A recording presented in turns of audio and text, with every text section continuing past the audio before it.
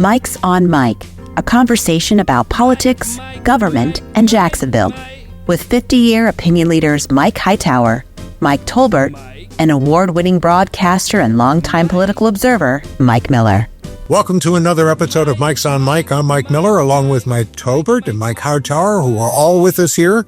And we're broadcasting once again today from the office of Mayor Donna Deegan, who just happens to be our guest. We're glad that you're joining us as well. Donna became the mayor in July of 2023. She's now 2 months shy of being halfway through her first term. We're going to talk to the mayor about upcoming budget, the politics of being a Democrat in a overwhelmingly Republican city council. And we're going to ask the mayor to give her first 22 months a grade. Mayor Deegan, welcome once again to Mike's on Mike. Good to see you, gentlemen. We're good to have you here. Mr. Tolbert, You want me to go first? Please do. All right. I want to talk about your budget that's coming up, and this will be your third. There's got to be a lot of differences from now and 2 years ago. One of the things you've been doing is having town meetings all over town. Tell me about those. What were those like? Were they willing to listen? Were they hostile or angry, or were they receptive? Listen, every single town hall that I've ever done, even when people have frustrations about things, they're always very grateful that we hold them. And so I have never had a situation where I've been in any part of town, at any town hall meeting, where people were anything but respectful and were back and forth with me on any number of issues, but appreciated the conversation. So, they've been really good. I mean, we've done, this is our third set of town hall meetings that we've had since I've been in office. And I really enjoy them. If I had my way, we would just do them constantly. Because it's just a good way to keep your finger on the pulse of what's going on. And plus, as I've said to you before, it's just so easy to get insulated up here, and to be in the bubble and to think bubble thoughts. So it was a great opportunity to get out and just listen to, but honestly, I think it's so interesting. No matter what side of town you're on, the topics are always pretty much the same. Well, because of what you heard and what people were saying, have you changed any thoughts you've had about your upcoming budget? Are you going to make any changes or anything? Well, we're just now in the process where we are bringing in our departments and hearing from them about what they need. But because most of the requests are almost always about infrastructure, it is generally, roads, sidewalks, ditches, sometimes public safety, but those sort of things, people speeding through the neighborhoods, stuff like that. But I mean, it's literally the same every place you go around the city. And I think, we would all do well to remember that here, that 90% of what people are concerned about has absolutely nothing to do with politics and culture wars and everything to do with whether or not they're getting their streets paved and their sidewalks are safe for their kids and people are not speeding through their neighborhoods or whatever it is. And so I'll take that. And when we actually get to the point where we're looking at the budget, we'll see if there are things that maybe need to get moved up in the CIP or things that we need to take a look at. Because we have our evaluation processes, but because so many of these requests come down to very specific things, we have to go in and look it up, see if there's a way to move it up. So yeah, absolutely. And then what we'll also do, and what we have done throughout all of these meetings, is a lot of times people will just come with a list of personal things that they've been trying to get the city to do and they can't get done. And we'll give that to the appropriate staff member and see if we can't solve it. And that's also part of why we do these things. So they've been very productive. And I'm as always very grateful to people for showing up. The Daily Record talked about that this year, there's going to be a record of $74 million payout in economic development. I know that's not infrastructure, but it's all part of all that. Because that incentives, they're coming due. Is that going to impact your budget? And because one of your council members, Latham, said that there's a cash incentive cliff coming up. Well, we have $24 million going to the Four Seasons, and we have $39 million going to the related group for that tower that's across on the South Bank, and that's going into escrow. But bottom line is we do have some big commitments there. But as always, budgets are a statement of values and priorities, and that's what we'll do. We'll see what we have. But we also have some more, revenue that will be coming into the city coffers too. There's $40 million from the JEA that will be spread over several years. There's also, because council had the courage to go in and pass that escalation in the in the garbage fee, which was long overdue. Absolutely. We'll be able to free up about $40 million in the budget through that. So there are, when you look at budget projections, those things aren't in there. Those things, when people are talking about the budget challenges, those things haven't been factored in. So I'm not saying that the budget won't be challenging. It's always challenging. Well, the first year wasn't terrible. But the last two certainly will be, and we'll have to cull it down to what the priorities are that we think will move the city forward as best we can. You already mentioned that you're going to get an extra 40 from JEA, but you're also getting a record number from JEA. Good. Are you familiar with? They also are going to give 1% each year. Is that sort of factoring in as you're talking about your priorities going forward? Well, all of it factors in. We have to look at everything. And I think that it's hard to give you a hard and fast, here's what we're going to do yet, because we're just now hearing from all the departments about what they need. Now, what we have done is we asked everybody to do an exercise this year as part of our lean process, where we've asked them to come to us with what would you do if you had to cut from your budget. And of course, their initial reaction is always, well, we have no room to cut from our budget, which I'm sure in their minds is completely true. And we're not asking them to do that. But what we're saying is, do the exercise. Let's see what you come up with. And so we're going through that right now too. And I think everybody has appreciated the exercise. That lean process has really helped us, I think, to try to make sure that we are being as efficient as possible with our city dollars. And we're particularly happy with how that's going. Can we stand the Doge thing for just a moment, which was, of course, created by the city council. So with that, everybody has their own. Councilman Freeman has now suggested that Jacksonville should invite the state Doge operation to take a look at Jacksonville, which, by the way, was done in Hillsborough and Pinellas counties. I don't know why they would do something like that when they have legislative bodies who approve their budgets as we do, and that's how things get spent and that's how things get sold. But last year you did create 904 Lee, based on the same efficiency goals as what the Doge program wanted to do, but without the politics, which is the most important part of that. In March, it was reported that Lean had already helped cut 216,000 hours of working time, which equates to a year's work for 103 employees. That's right. What it didn't say, though, is how much in dollars did those efficiencies save the taxpayer? Well, I think that takes a while to translate, right? You have to determine, first of all, you're saving all those hours. You're putting efficiency first, where you can say, we can take our employees and they can spend time on doing things that are meaningful for the community, which is obviously important. You want to make sure that you're not hurting services. But then as we go forward, you take a look and you can say, what departments do we feel are working at optimal levels, if there are any that are working at optimal levels? What departments need more? What departments perhaps, if we haven't filled a vacancy or two there, do we need to leave those in the budget? So we're not looking to cut anybody, but we are looking to create efficiencies to one where we can start putting a dollar amount on that. And I think we will be able to do that, but we're just not at that point yet. So not to be political, but you're utilizing a scalpel instead of a chainsaw. Is that correct? Well, we've used that absolute, terminology. Yeah. I think that, sorry, Mr. Hightower. We keep hearing from the Doge committee that they want to do the same thing. But when you're putting out the message, you want to do a 2% across the board cut, that's hardly a scalpel.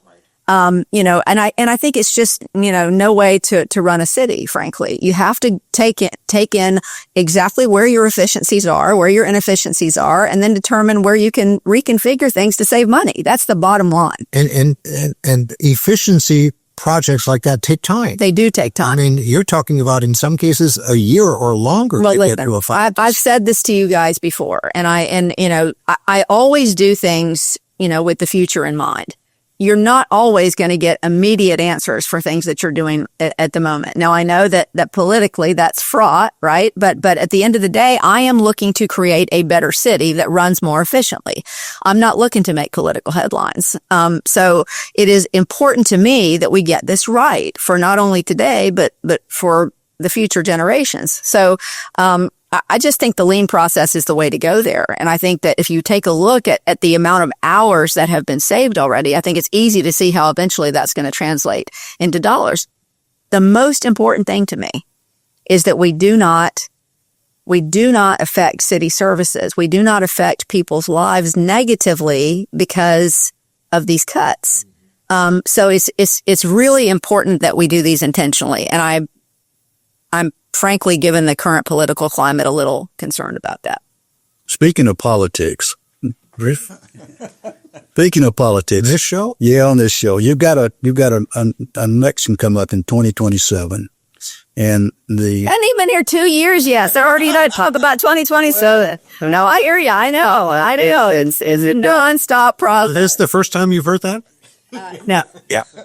what are you thinking about? How do you work with this majority on the council and get things done for Jacksonville with the politics that continues to go on down? Well, listen, let's just look at some of the things, that we've accomplished here. No, I'm not kidding. And I don't know whether, people pay attention to this sort of thing, because I know people love the dramatic back and forth, which is, my least favorite part of this job. But the truth is, this council and I have gotten a lot done over the first 20 months I've been in this office.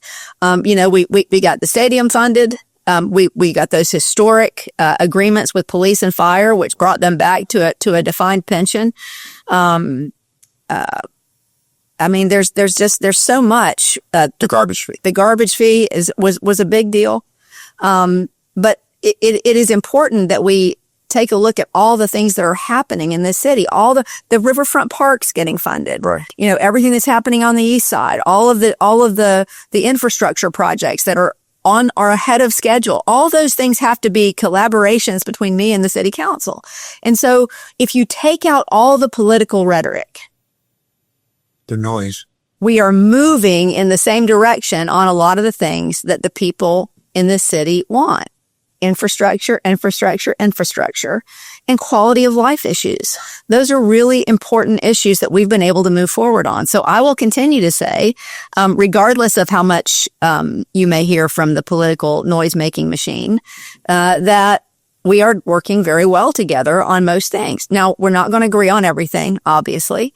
I think that as we get closer to election time, it's going to be more and more important to certain people over there to do things like suggest we should have a state audit when we really already have baked into our charter the fact that we have to have an independent audit already every single year, which we're already doing. So why we would duplicate those efforts and have our staff have to take those hours to do that twice, I have no idea. But at the end of the day, we are getting a lot of stuff done, and I will continue to work with this council to do that. I have enjoyed so much working with Council President White. He has been just a joy to work with. We don't agree on everything, but the things we do agree on, we move forward, and I think we've done a really good job with that. Looks like you got a nightmare head, though. Oh, I'm not sure how Mr. Carrico would feel about you calling him a nightmare, but It's going to be your nightmare that night.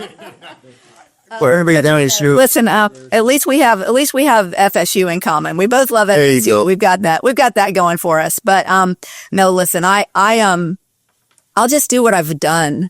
You say, what's the plan? The plan is to continue doing the job. I mean, that is what I will do. And I told people, whether they believe me or not, when I came into this office, that I'm going to be a pragmatic mayor. That's not very exciting, perhaps. But I want people to be able to see that their lives are getting better, that we are moving on issues that have been stalled for many years, that we are actually making some progress on the broken promises of consolidation.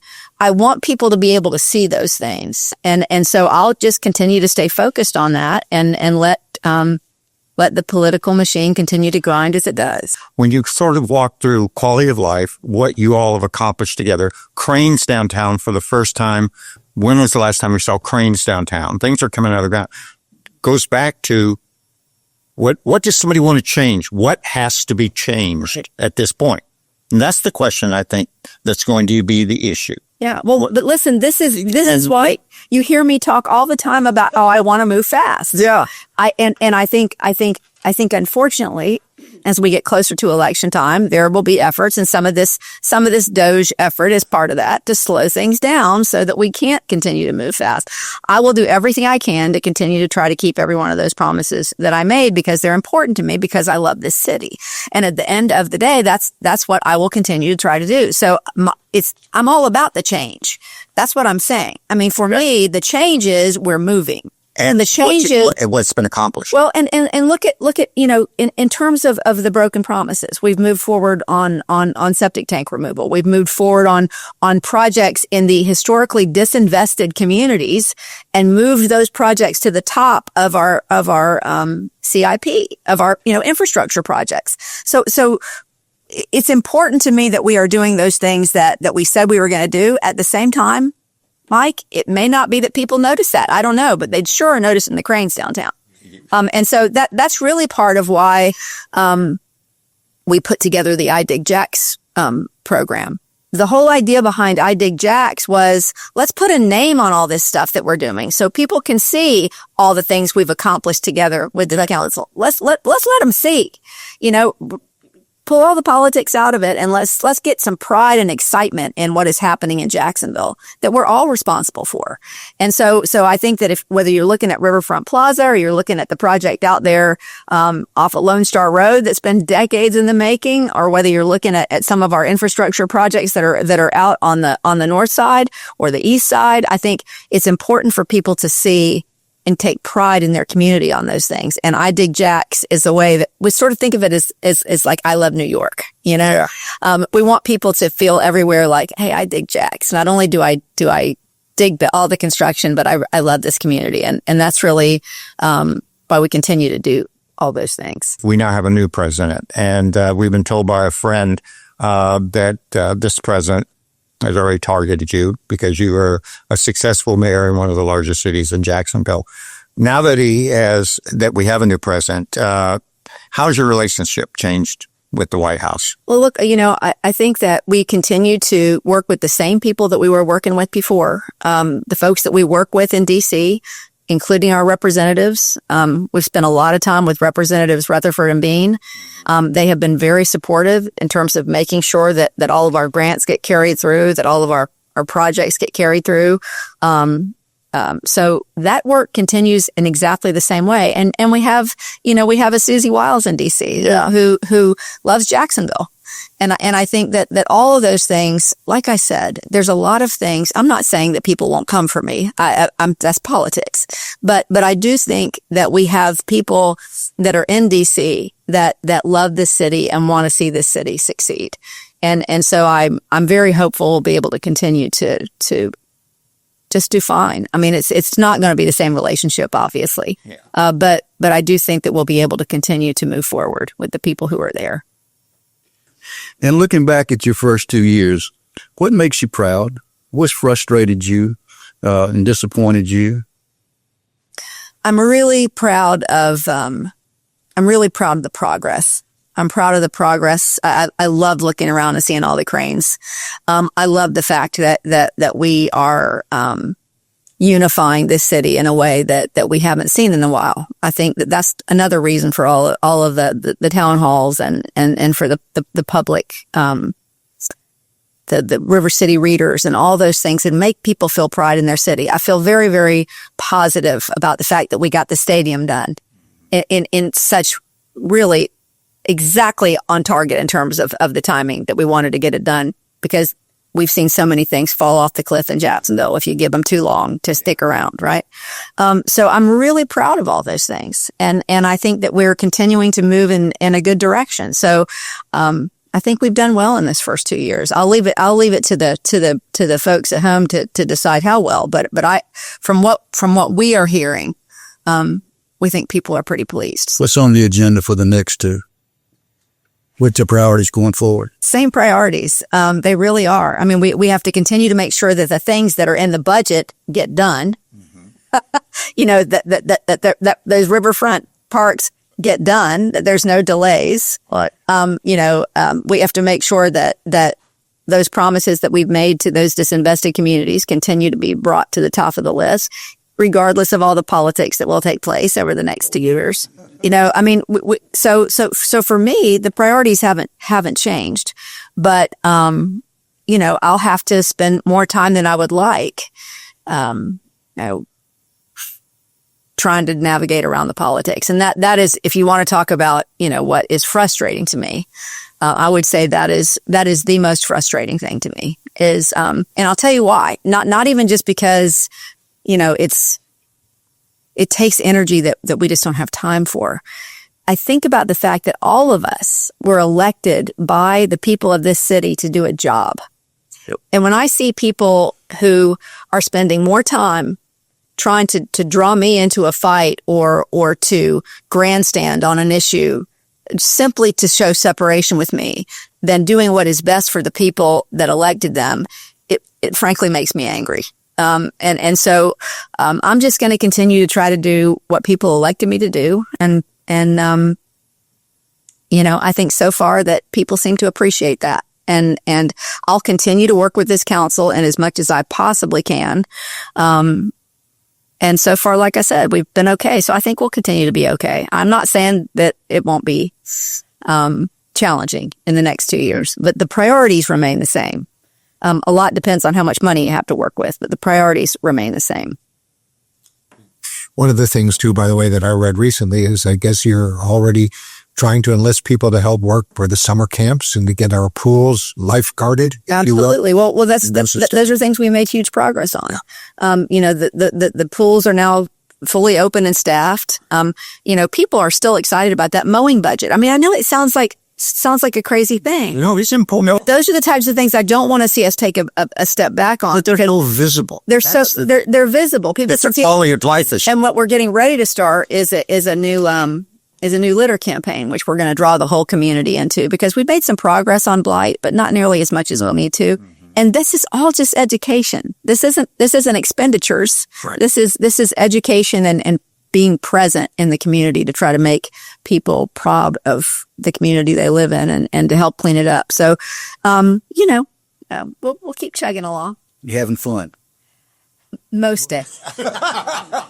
Very honest. That's a good answer. Most days I'm having fun. Every other Tuesday, isn't it? Good job. Other thing. Mayor, thanks for joining us today. Yes, thank you for having us. And thanks for the good job you're doing. I appreciate you. Thank you very much. The good news is Mayor Deegan has already agreed to join us on our 100th episode, so we'll look forward to having her on once again in a couple of months. So thank you very much for that. As always, Mike's on Mike, brought to you by the Jacksonville History Center. Our thanks to Dr. Alan Bliss, his staff, and the fine donors who keep the lights on and the cameras rolling. We'll see you all again next time. Mike's on Mike with Mike Tolbert, Mike Hightower, and Mike Miller can be found on your favorite podcasting platform, Facebook, and YouTube. Visit the website at mikesonmike.com. Join us next time for more conversation with Mike's on Mike.